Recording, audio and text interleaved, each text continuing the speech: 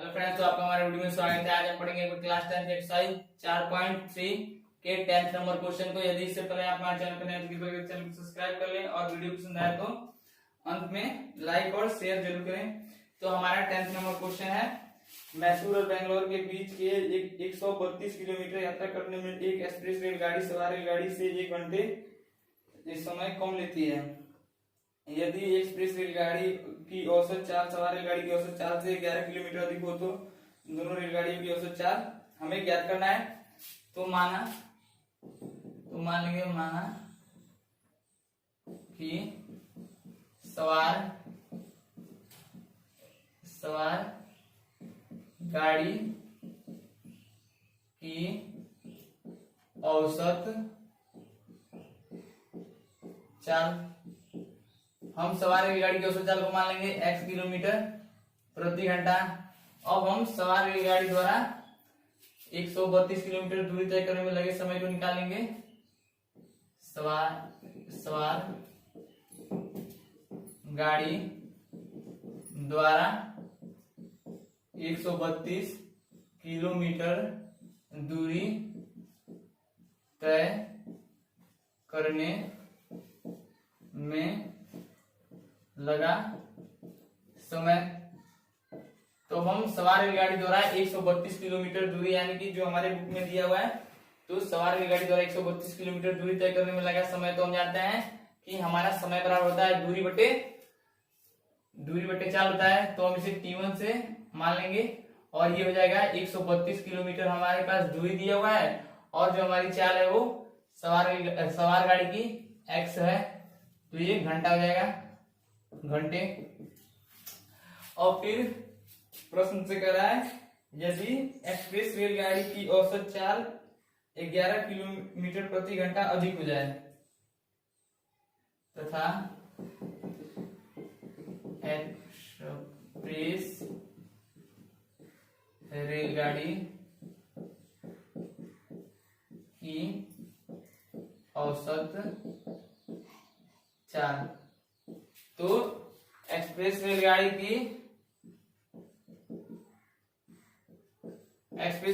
की औसत चाल कितनी हो जाएगी?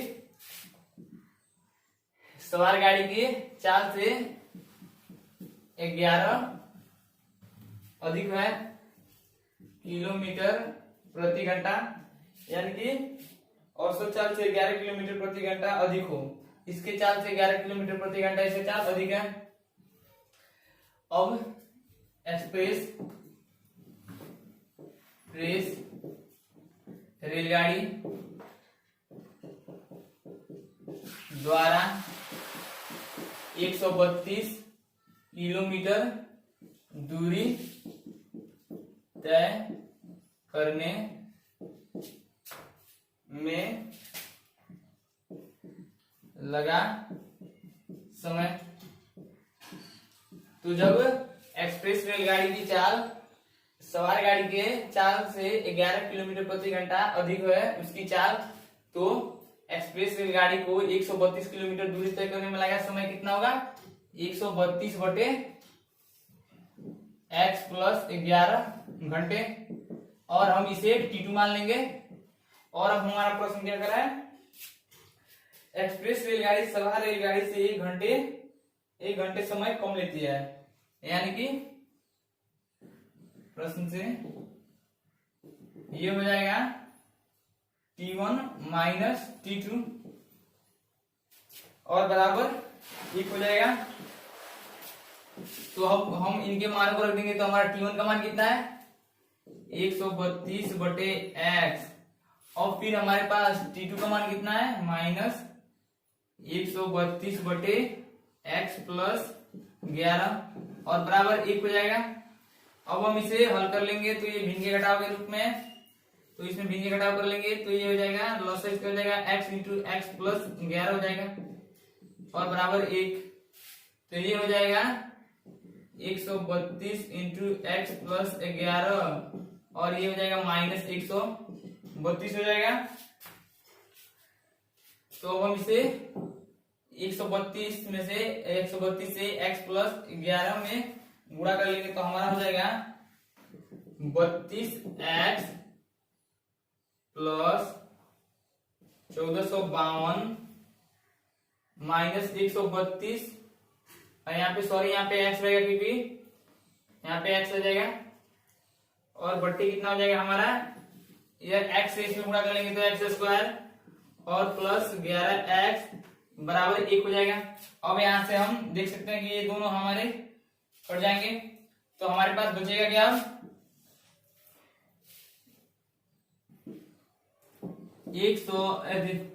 1452 बटे एक्स स्क्वायर प्लस 11 बराबर 1 हमारे पास बचेगा।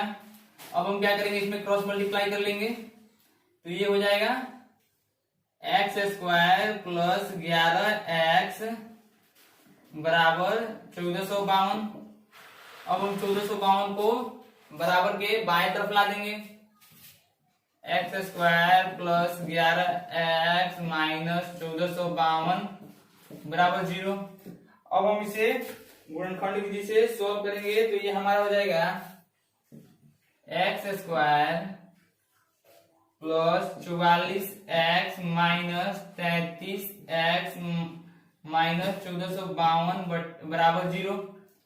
अब हम इन दोनों में से x को कॉमन ले सकते हैं, ले लेंगे तो ये हो जाएगा x प्लस 44, और हम इन दोनों में से माइनस 33 कॉमन ले सकते हैं, तो ये भी हो जाएगा x प्लस 44 बराबर 0 आ जाएगा। अब हम देख सकते हैं ये दोनों पद हमारे बराबर आ गए हैं, तो हम इन्हें एक बार लिख लेंगे x प्लस 44, और फिर इन दोनों को लिख लेंगे, तो ये हो जाएगा x माइनस 33 और बराबर 0। अब हम क्या करेंगे, बारी बारी से दोनों को 0 के बराबर कर देंगे, तो ये आ जाएगा x प्लस 44 बराबर 0 और x माइनस 33 बराबर 0। तब हमारे पास x के दो मान आएंगे, एक आएगा x बराबर माइनस 44 और एक आ जाएगा x बराबर 33। तो हम जानते हैं कि हमारी जो चाल है यानी कि औसत चाल है वो तो कभी माइनस में होगी नहीं, इसलिए हमारा ये मान अमान्य हो जाएगा, और इसलिए x बराबर हमारा कितना, इसलिए x बराबर हमारा कितना आ जाएगा 33, और ये हमारा अमान्य हो जाएगा, इसलिए हमारा x का मान कितना आ गया अब 33। अब हमें क्या निकालना है, दोनों के औसत चालों को निकालना है।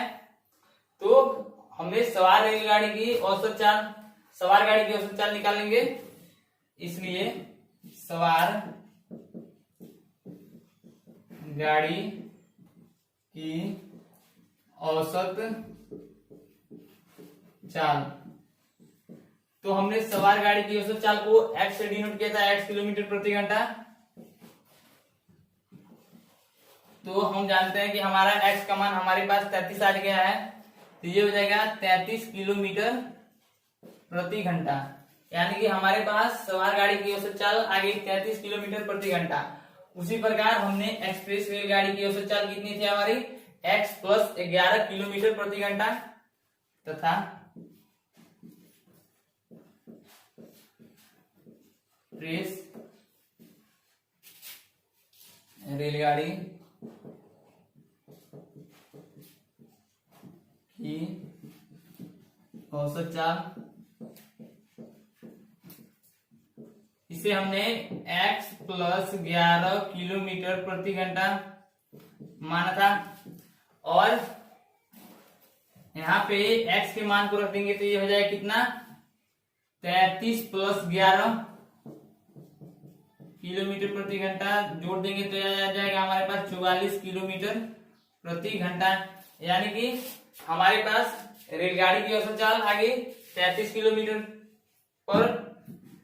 किलोमीटर पर हावर, और एक्सप्रेस रेलगाड़ी की चाल आ गई 44 किलोमीटर पर हावर। तो हमने इसमें किया क्या, हमने क्वेश्चन में हमारा सवार रेलगाड़ी की औसत चाल को नहीं, औसत चाल नहीं दिया था, तो हमने उसे x किलोमीटर प्रति घंटा मान लिया, और फिर हमने सवार रेलगाड़ी द्वारा 132 किलोमीटर दूरी तय करने में लगे समय को चाल x माने थे, उसी के आधार पर निकाल लिया, तो हमारा t1 इसे माने थे, तो आगे कितना 132 बटे x घंटे। फिर हमारा जो एक्सप्रेस रेलगाड़ी की चाल थी वो सवार रेलगाड़ी की औसत चाल से 11 किलोमीटर प्रति घंटे अधिक थी, तो हमने उसे x प्लस 11 लिख दिया। फिर एक्सप्रेस रेलगाड़ी द्वारा x प्लस 11 किलोमीटर प्रति घंटे की चाल से 132 किलोमीटर दूरी तय करने में लगे समय T2 यानी कि 132/x+11 घंटे को निकाल लिया। फिर हमारे क्वेश्चन में है क्या, जो सवार रेलगाड़ी है वो यानी कि जो एक्सप्रेस रेलगाड़ी है वो सवार रेलगाड़ी से 1 घंटे कम लेती है, यानी कि T1 - T2 कर देंगे और बराबर 1। और उसी के आधार पर हमने T1 और T2 के मानों को रख के निकाला। तो हमने हल किया तो हमारे पास x का मान जो 33 आया और 1 - 44 आया। तो हम जानते हैं कि हमारी जो औसत चाल है वो तो कभी माइनस में होगी नहीं, इसलिए हमने इसको अमान्य मान लिया है और x बराबर हमारा तो 33 प्राप्त हो गया। अब हमने 33 के मानों को औसत रेलगाड़ी की चाल यानी कि x में रखा, तो हमारा x का मान 33 था, तो ये 33 किलोमीटर प्रति आवर आ गया। और उसी प्रकार हमने एक्सप्रेस रेलगाड़ी की औसत चाल को रखा, तो ये x+11 यानी कि 33+11 यानी कि 44 किलोमीटर प्रति घंटा आ गया। तो ये दोनों हमारे आंसर हुए। अपने 11वें क्वेश्चन को बनाते हैं। तो हमारा 11 क्वेश्चन है, दो वर्गों के क्षेत्रफल का योग 468 मीटर स्क्वायर है। यदि उनके परिमापों का अंतर 24 हो तो दोनों वर्गों की भुजा ज्ञात करें। ये क्वेश्चन सभी क्वेश्चनों से थोड़ा अलग है, तो हम इसे बना लेंगे। तो मान लेंगे, माना पहले वर्ग का क्षेत्रफल माना पहले वर्ग की भुजा, क्योंकि हमें दो भुजाएं ज्ञात करनी है। तो ये हो जाएगी x और दूसरे वर्ग की भुजा को मान लेंगे दूसरे वर्ग की भुजा, तो हम इसे y मान लेंगे। और हमारा प्रश्न क्या कर रहा है, दोनों वर्गों के क्षेत्रफल का योग। तो हम जानते हैं चूंकि वर्ग का क्षेत्रफल, तो हम जानते हैं वर्ग का क्षेत्रफल कितना होता है, भुजा स्क्वायर। तो उसी प्रकार हम वर्गों के क्षेत्रफल का योग यानी प्रश्न से तो जब पहले वर्ग की भुजा x है तो इसका क्षेत्रफल हो जाएगा कितना, x²। और दोनों का योग कितना है, और दूसरे भुजा जब y है तो उसका क्षेत्रफल हो जाएगा y²। और दोनों का योग कितना हो जाएगा, 468 मीटर स्क्वायर है। अब हम इसे समीकरण 1 मान लेंगे पुनः प्रश्न से। तो हमारा जो दोबारा प्रश्न है वो कह रहा है कि उनके परिमापों का अंतर 24 है, यानी कि दोनों वर्गों के भुजाओं के परिमापों का अंतर कितना है, 24 है। तो हम चूंकि वर्ग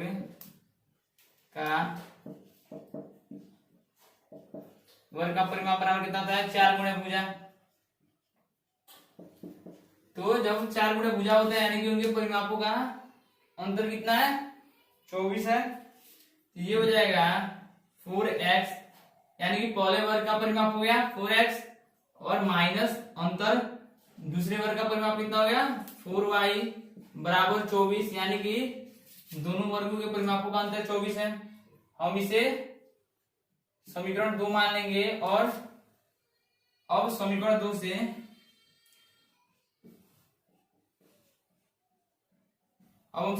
से y का मान निकाल लेंगे, यानी कि ये हमारा हो जाएगा। जब हम समीकरण 2 से y का मान निकालेंगे तो ये हो जाएगा, इसमें से हम 4 कॉमन ले सकते हैं, तो x - y हो जाएगा 2 से। तो इसमें से हम 4 कॉमन ले लेंगे तो x - y बराबर 24 बचेगा। तो 4 से 24 6 बार में कट जाएगा, तो बच जाएगा कितना, x - y बराबर 24। यहां से हम या तो x के मान को निकालने या तो y के मान को निकालने, दोनों को निकाल सकते हैं। तो x के मान को मैं निकाल ले रहा हूं, तो ये हो जाएगा 24 + y, यानी कि जो हमारा x का मान है वो कितना आ गया, 24 + y। अब हम इसे क्या करेंगे, समीकरण 1 में रख देंगे।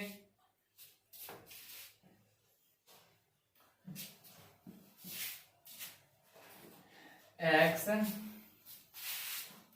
का मान समीकरण 1 में रखने पर, अब x का मान समीकरण 1 में रखने पर, यानी कि हम जब x के मान को समीकरण एक में रखेंगे तो हमारा समीकरण ये कितना है, x square plus y square बराबर 468 और हमारा x का मान जो है वो है 24 प्लस वाई। अब हम इस 24 प्लस वाई को यहाँ पे यानी कि x के स्थान पर रख देंगे तो ये हो जाएगा 24 प्लस वाई का स्क्वायर और प्लस वाई स्क्वायर बराबर 468। हमारे पास ये बचेगा तो हो जाएगा 24 प्लस वाई स्क्वायर बराबर 468। अब जब हम इसे हल करेंगे तो ये भिन्न के जुड़ का रूप का है तो इसे कर लेंगे तो ये हो जाएगा 24 स्क्वायर, सॉरी ये 24 नहीं है यहाँ पे हमारा 24 नहीं, यहाँ पे 6 है तो ये हो जाएगा हमारा, यहाँ पे भी 6 हो जाएगा तो ये हो जाएगा 6 का square plus 2 into y into 6 plus y का स्क्वायर बराबर 468 हो जाएगा। और जब हम इसे सॉल्व करेंगे तो ये हमारा हो जाएगा 36 plus 12y plus y square और एक और वाई स्क्वायर है, y square plus y square बराबर 468 हो जाएगा। तो अब हम देख सकते हैं कि हमारे पास वाई स्क्वायर दोनों प्लस में है तो हम इन्हें जोड़ लेंगे 2y स्क्वायर और प्लस 12y और ये हो जाएगा प्लस 36 और जब ये बाएं तरफ आएगा 468 बराबर के तो माइनस में चला जाएगा क्योंकि प्लस में बराबर 0 और हम इसे सॉल्व करेंगे तो ये हमारा क्या हो जाएगा y square plus 12y minus 2 3 432 बराबर 0। तो हमारे ये एक द्विघात समीकरण के रूप में प्राप्त हो गया और हम इसे और हल्का आसान बना लेते हैं तो इसमें हम क्या करेंगे, इन सब में से हम 2 को कॉमन ले सकते हैं तो ये हो जाएगा y square plus 6y minus 432 बराबर 0। अब हम इस y को बराबर के दाहिने तरफ ले जाएंगे तो भाग गुणा के रूप में, तो भाग के रूप में हो जाएगा तो 0 से किसी भी अंक में भाग देंगे तो हमारा उतना ही बचेगा 0। तो ये हो जाएगा y square plus 6y minus 432 बराबर 0। अब हमारे पास एक समीकरण आ गया Y square plus 6y minus 432, नहीं सॉरी जब यहां से हम 2 कॉमन लेंगे तो ये कितना बचेगा 2 1 6 216 बचेगा। और अब हम क्या करेंगे, इसे गुणनखंड विधि से हल कर लेंगे तो ये हमारा हो जाएगा y square plus 18y minus 12y minus 216 बराबर 0 क्योंकि इसमें इससे गुणा करेंगे माइनस 216 आ जाएगा और इन दोनों घटा लेंगे प्लस 6 आ जाएगा। तो हम इन दोनों में से 2 कॉमन ले सकते हैं तो ये हो जाएगा y इंटू वाई प्लस 18 और माइनस 12 इसमें से कॉमन ले सकते हैं इन दोनों में से तो ये हो जाएगा y प्लस 18 बराबर 0। हम देख सकते हैं ये दोनों हमारे बराबर हैं तो हम इन्हें एक बार लिख लेंगे बराबर y प्लस 18 और अब एक बार इन दोनों को लिख लेंगे तो ये हो जाएगा y माइनस 12 बराबर 0। अब बारी बारी से क्या कर लेंगे, इन्हें 0 के बराबर कर देंगे तो हमारा कितना आएगा y प्लस 18 बराबर 0 और y माइनस 12 बराबर 0। अब इस प्रकार जब हम इसे हल करते हैं तो हमारे पास y के 2 मान आते हैं, एक तो माइनस 18 आता है और एक प्लस में 12 आता है। तो हम जानते हैं कि जो भुजाएं होती हैं वो तो कभी माइनस में होंगी नहीं, इसलिए हमारा ये अमान्य हो जाएगा, अमान्य है इसलिए हमारा माइनस 18 अमान्य हो जाएगा और y बराबर हमारा कितना आ जाएगा 12। अब हम क्या करेंगे, जब y का मान 12 गया तो अब हम y के मान को रख के हम अपने x के मान को निकाल सकते हैं। जब हम अपने y के मान को यानी कि जो हमारा ये है x के इस मान में रखेंगे y, अब y का मान समीकरण 1, अब y का मान समीकरण 1 में रखने, जब हम अपने y के मान को समीकरण इस 1 में रखेंगे तो हमारा कितना हो जाएगा, ये हो जाएगा एक्स स्क्वायर प्लस 12 का स्क्वायर और बराबर कितना हो जाएगा 468। तो जब हम इसे यहाँ पे मैं सॉल्व कर दे रहा हूं इसी को, यहाँ पे तो सॉल्व करेंगे तो ये कितना हो जाएगा, ये कितना होगा एक्स स्क्वायर और ये प्लस में हो गया 144 12 का वर्ग बराबर 468। तो जब हम इसे हल करेंगे तो ये हो जाएगा एक्स स्क्वायर बराबर 468 माइनस 144। अब हम करेंगे क्या, यहां से 468 में से 144 को घटा लेंगे तो ये हमारा जाएगा एक्स स्क्वायर बराबर 4 2 3 324। तो हम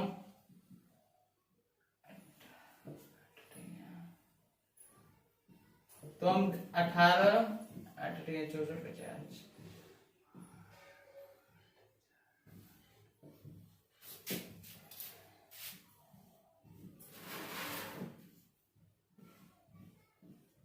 यानी कि हमारा जो 324 है वो 18 का वर्ग है, तो ये हो जाएगा x बराबर √324 यानी कि बराबर हमारा 18।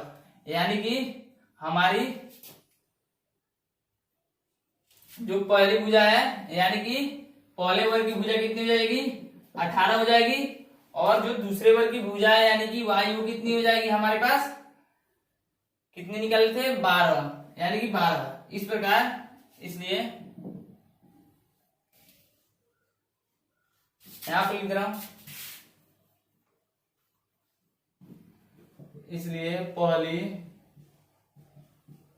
वर्ग की भुजा जो हो जाएगी हमारे x से डिनोट किए थे वो हो जाएगी 18, और दूसरी वर्ग की भुजा हमारी हो जाएगी कितनी, जिसे हमने y से डिनोट किया था वो हमारा 12 है। ये दोनों हमारे आंसर हो गए। तो हमने इसमें क्या किया कि दो वर्ग जो थे हमने उनकी भुजाओं को x और y माना, उन्हें हमें निकालना था, और फिर प्रश्न से हमारा था कि दोनों भुजाओं के क्षेत्रफल का योग कितना है 468 है। तो हमने दोनों भुजाओं का क्षेत्रफल निकाल लिया है x square plus y square बराबर 468। तो हमने इसे समीकरण 1 माना। फिर प्रश्न से हमारा कह रहा था कि दोनों यानी कि उनके परिमापों का अंतर है कितना 24। तो हमने इन दोनों भुजाओं के परिमाप निकाले यानी कि वर्ग के परिमाप निकाले जिनके भुजा x और y थे। तो ये 4x - 4y बराबर 24 आए। फिर हमने इससे समीकरण 2 से y का मान निकाल लिया, तो इसमें 4 कॉमन लिया और x - y बराबर 24 बचा। तो 4 से 24 कटा दिया 6 बचा। इस प्रकार ये बचा x - y बराबर 6। अब यहाँ से हमने x का मान निकाल लिया तो आया x + y। अब हमने इस मान को हम अपने समीकरण 1 में रख दिए। तो जब हम इस मान को अपने यहाँ से समीकरण 1 में रखें तो हम इसे हल किए तो हमारे पास एक द्विघात सूत्र प्राप्त हुआ y² + 6y - 216। जब हम इसे गुणनखंड विधि से सॉल्व किए तो हमारे पास y का मान कितना आया था 12। अब हम अपने इस y के मान को समीकरण 1 यानी कि फिर इसमें रखा तो हमारे पास x का मान जो कितना आया था 18 आया। यानी कि इसे हम यहाँ पे सॉल्व किए तो हमारा x का मान कितना आया 18। और फिर उसके बाद हमें x और y के मान निकालने थे तो हमने x यानी कि पहली भुजा का हमारे पास मान आ गया 18 और दूसरी भुजा का मान 12, और इस प्रकार ये दोनों हमारे आंसर हो गए।